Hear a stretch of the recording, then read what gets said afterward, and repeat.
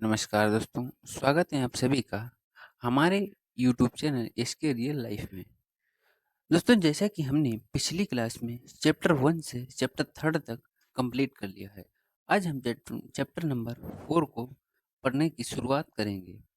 अगर आपने पिछली क्लास को नहीं देखा है तो जाकर के आप हमारे यूट्यूब चैनल इसके रियल लाइफ में देख सकते हैं। दोस्तों, वीडियो को शुरू से अंत तक जरूर देखें ताकि हम आपको टॉपिक बाय टॉपिक समझा सकें और आप उसको समझ सकें, क्योंकि एनसीईआरटी बहुत ज़रूरी हो गया है एग्जाम्स के बारे में। इससे हमारा एक फाउंडेशन तैयार होता है और फाउंडेशन की शुरुआत एनसीईआरटी से ही होती है। शुरुआत करते हैं चैप्टर की। इससे पहले एक छोटी सी रिक्वेस्ट है, अगर आप चैनल पर नए हैं तो चैनल को सब्सक्राइब कर वीडियो को लाइक जरूर करें ताकि हमारी आने वाली वीडियो की नोटिफिकेशन बेल आप तक जरूर पहुंच सके। दुनिया के प्राचीनतम साहित्यिक स्रोतों में एक, शायद तुमने वेदों के बारे में सुना होगा। वेद 4 हैं: ऋग्वेद, सामवेद, यजुर्वेद तथा अथर्ववेद। सबसे पुराना वेद है ऋग्वेद, जिसकी रचना लगभग 3500 साल पहले हुई थी। ऋग्वेद में 1000 से ज्यादा प्रार्थनाएं हैं जिन्हें सूक्त कहा गया है। सूक्त का मतलब है अच्छी तरह से बोला गया। ये विभिन्न देवी देवताओं की स्तुति में रचे गए हैं। इनमें से 3 देवता बहुत महत्वपूर्ण हैं: अग्नि, इंद्र और सोम। अग्नि आग के देवता, इंद्र युद्ध के देवता, सोम एक पौधा है जिससे एक खास पेय बनाया जाता है। वैदिक प्रार्थनाओं की रचना ऋषियों ने की थी। आचार्य विद्यार्थियों को उन्हें अक्षर, शब्दों और वाक्यों में बांटकर स्वर पाठ द्वारा कंठस्थ कराते थे।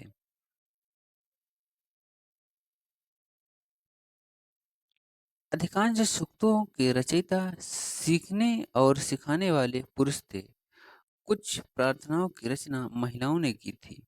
ऋग्वेद की एक भाषा प्राकृत संस्कृत या वैदिक संस्कृत कहलाती है। तुम स्कूलों में जो संस्कृत पढ़ती या पढ़ते हो उसे यह भाषा थोड़ी भिन्न है।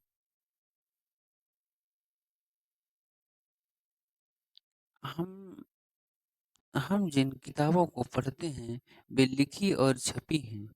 ऋग्वेद का उच्चारण किया जाता था और श्रवण किया जाता था, ना कि पढ़ा जाता था। रचनाओं के कई सदियों बाद इसे पहली बार लिखा गया। इसे छपने का काम तो मुश्किल से 2 साल पहले हुआ। इतिहासकार ऋग्वेद का अध्ययन कैसे करते हैं? इतिहासकार पुरातत्ववेत्ताओं की तरह ही अतीत के बारे में जानकारी इकट्ठी करते हैं, लेकिन भौतिक अवशेषों के अलावा वे लिखित स्रोतों का भी उपयोग करते हैं। चलो देखते हैं कि वे ऋग्वेद का अध्ययन कैसे करते हैं।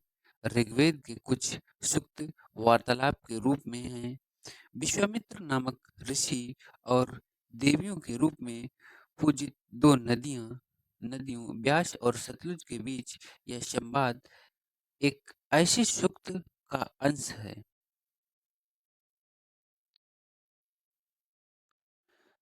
ऋग्वेद की पांडुलिपियों का एक पन्ना, एक ऋग्वेद है उसका एक पन्ना यहाँ पर हमें चित्रित करके दिखाया गया है। भुर्ज वृक्ष की छाल पर लिखी यह पांडुलिपि कश्मीर में पाई गई थी। लगभग 150 साल पहले ऋग्वेद को सबसे पहली बार छपने के लिए इसका उपयोग किया गया था। इसी पांडुलिपि को देखकर अंग्रेजी अनुवाद तैयार हुआ। यह पांडुलिपि पुणे महाराष्ट्र के एक पुस्तक में सुरक्षित है। विश्वामित्र और नदियां। विश्वामित्र: हे नदियों, अपने बछड़ों को चाटती हुई दो दमकती गायों की तरह दो फुर्तीले घोड़े की चाल से पहाड़ों के से नीचे आओ। इंद्र द्वारा दी गई शक्तियों शक्ति से स्फूर्त तुम रथों की गति सागर की ओर बह रही हो। तुम जल से परिपूर्ण हो और एक दूसरे से मिल जाना चाहती हो। नदियाँ जल से परिपूर्ण हम देवताओं के बनाए रास्ते पर चलती हैं। एक बार निकलने पर हमें रोका नहीं जा सकता। हे विश्वामित्र, तुम अपने तुम हमसे प्रार्थना क्यों कर रहे हो? विश्वामित्र, हे बहनों, तुम गायक की प्रार्थना सुनो। मैं रथों की गाड़ियों सहित बहुत देर से बहुत दूर से आया हूँ। कृपया करके अपने जल को हमारे रथों और गाड़ियों में की धुरियों के ऊपर चढ़ाओ ताकि हम आसानी से ऊपर जा सकें। नदियाँ, हम तुम्हारी प्रार्थना सुनेंगे जिससे तुम सब सुरक्षित उस पार जा सको।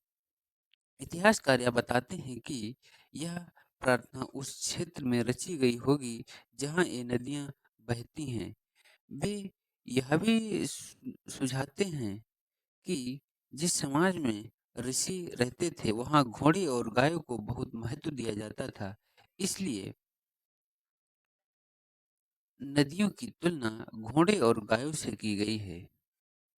ऋग्वेद की प्रार्थनाओं में अन्य दूसरी नदियां खासकर सरस्वती, सिंधु और इसकी सहायक नदियों का भी जिक्र है। गंगा और यमुना का उल्लेख एक सिर्फ एक बार हुआ है।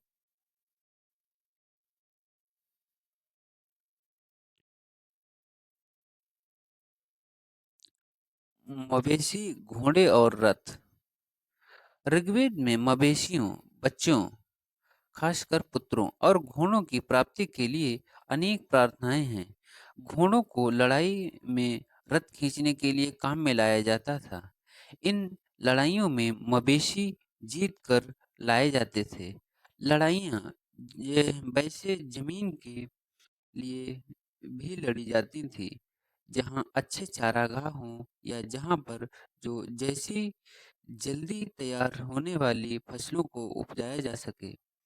कुछ लड़ाइयाँ अपनी पानी के स्रोतों और पानी के बंदी बनाने के लिए भी लड़ी जाती थी। युद्ध में जीते गए धन का कुछ भाग सरदार रख लेते थे तथा कुछ हिस्सा पुरोहित को दे दिया जाता था। शेष धन आम लोगों को बांट दिया जाता था। कुछ धन यज्ञ करने के लिए भी प्रयुक्त होता था। आग की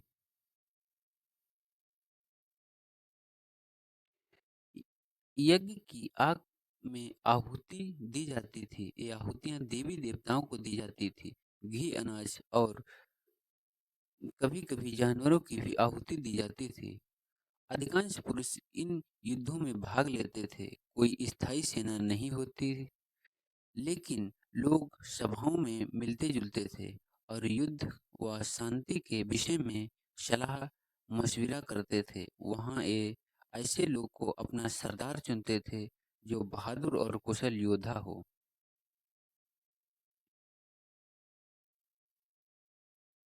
लोगों की विशेषता बताने वाले शब्द। लोगों का वर्गीकरण काम, भाषा, परिवार या समुदाय, निवास स्थान या सांस्कृतिक परंपरा के आधार पर किया जाता रहा। ऋग्वेद में लोगों की विशेषता बताने वाले कुछ शब्दों को देखो। एक ऐसे दो समूह हैं जिनका वर्गीकरण काम के आधार पर किया गया है। पुरोहित जिन्हें कभी कभी ब्राह्मण कहा जाता था, तरह तरह के यज्ञ और अनुष्ठान कराते थे। दूसरे लोग थे राजा। ये राजा वैसे नहीं थे जिनके बारे में तुम बाद में पढ़ोगे। ये ना तो बड़ी राजधानियों और महलों में रहते थे, ना इनके पास सेना थी, ना ही ये कर वसूलते थे। प्रायः राजा की मृत्यु के बाद उसका बेटा अपने आप ही शासक नहीं बन जाता था।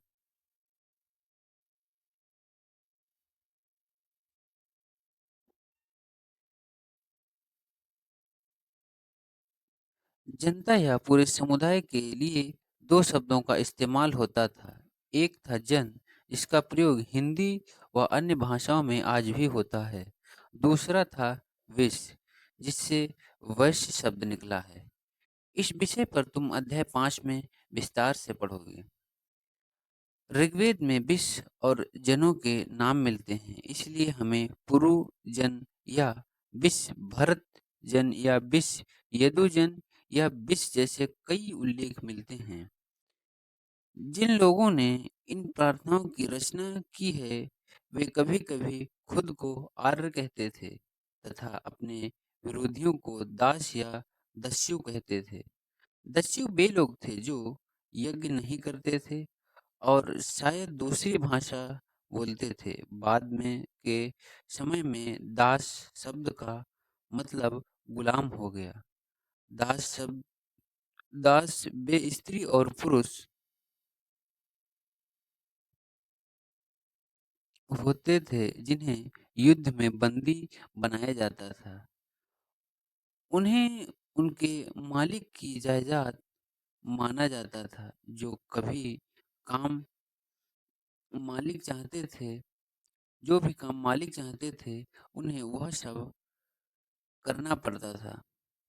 जिस युग में उपमहाद्वीप के उत्तर पश्चिम में ऋग्वेद की रचना हो रही थी, उसी समय दूसरी जगह पर अलग-अलग तरह का विकास हो रहा था। देखो वहाँ क्या हो रहा था।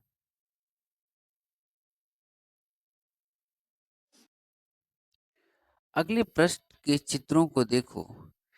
इस शिलाखंड में महापाषाण, महा मतलब बड़ा, पाषाण मतलब पत्थर नाम से जाने जाते थे।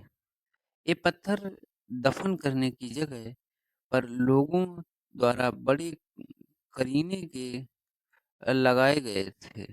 महापाषाण कब्र बनाने की प्रथा लगभग 300 साल 3000 साल पहले शुरू हुई। यह प्राय दक्षिण भारत, उत्तर-पूर्वी भारत और कश्मीर में प्रचलित थी। कुछ महत्वपूर्ण महापाषाण पुरास्थल मानचित्र 2 में दिखाए गए हैं। कुछ महापाषाण जमीन के ऊपर ही दिख जाते हैं। कुछ महापाषाण जमीन के भीतर भी होते हैं।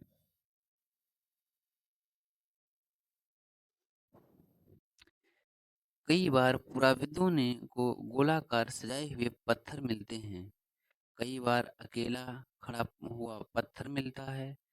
ये यही एकमात्र प्रमाण है जो जमीन के नीचे कब्रों को दर्शाते हैं। महापुराणों महापाषाणों के निर्माण के लिए लोगों को कई तरह के काम करने पड़ते थे। हमने जो कार्य की सूची बनाई है, उन्हें क्रमबद्ध करो।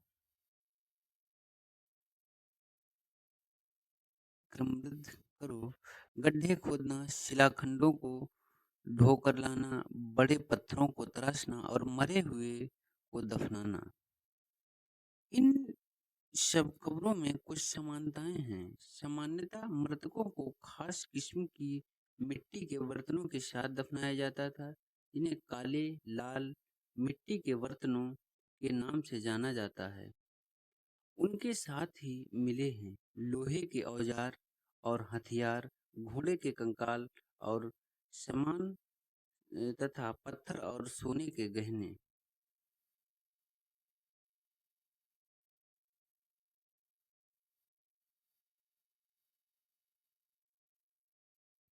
लोगों की सामाजिक असमानताओं के बारे में पता करना।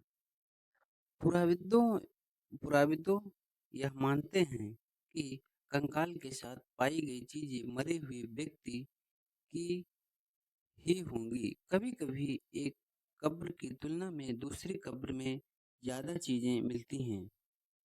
ब्रह्मगिरी को खोजो। यहाँ एक व्यक्ति की कब्र में 33 सोने के मनके और शंख पाए गए हैं। दूसरे कंकाल के पास सिर्फ कुछ मिट्टी के बर्तन ही पाए गए। यह दफनाए गए लोगों की सामाजिक स्थिति में विभिन्नता को दर्शाता है। कुछ लोग अमीर थे, कुछ लोग गरीब थे, कुछ लोग सरदार थे, तो दूसरे अनुयायी थे।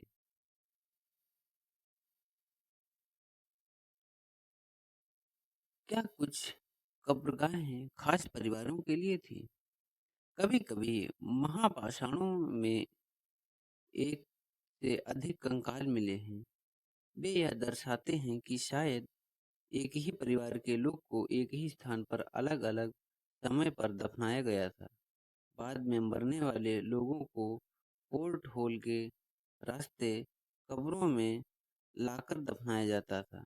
ऐसे स्थान पर गोलाकार लगाए गए पत्थर या चट्टान चिन्हों का काम करते थे, जहां लोग आवश्यकता अनुसार शवों को दफनाने दोबारा आ सकते थे। इनाम गांव के एक विशिष्ट व्यक्ति की कब्र। मानचित्र 2 में पृष्ठ 12 इनाम गांव को खोजो। यह भीमा की सहायक नदी घोड़े के किनारे एक जगह है।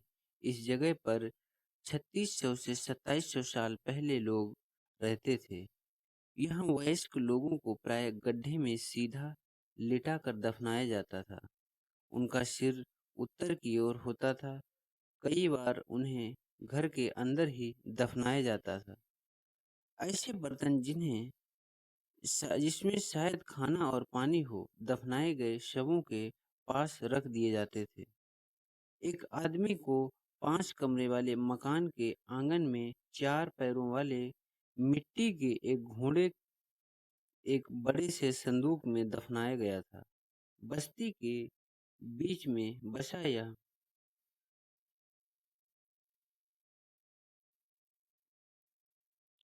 घर गांव के सबसे बड़े घरों में एक था। इस घर में एक अनाज का गोदाम भी था। शव के पैर मुड़े हुए थे।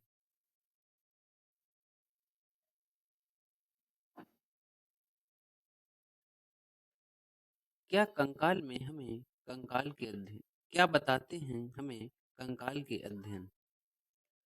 छोटे आकार के आधार पर एक बच्चे के कंकाल को आसानी से पहचाना जा सकता है, लेकिन एक बच्चे और बच्ची के कंकाल के बीच कोई बड़ा फर्क नहीं होता। क्या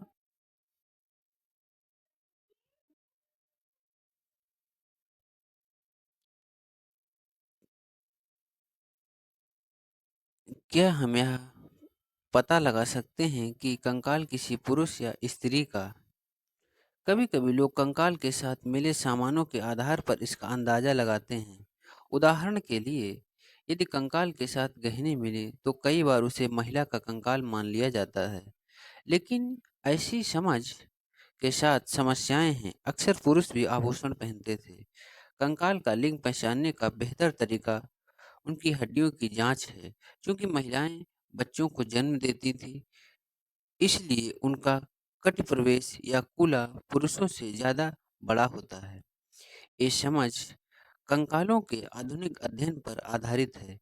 आज से लगभग 2000 साल पहले चरम नाम के प्रसिद्ध वैद्य हुए थे। उन्होंने शास्त्र चिकित्सा शास्त्र पर चरक संहिता नाम की किताब लिखी थी। वे कहते हैं कि मनुष्य के शरीर में 360 हड्डियां होती हैं। यह आधुनिक शरीर रचना विज्ञान की 206 हड्डियों से काफी ज्यादा है।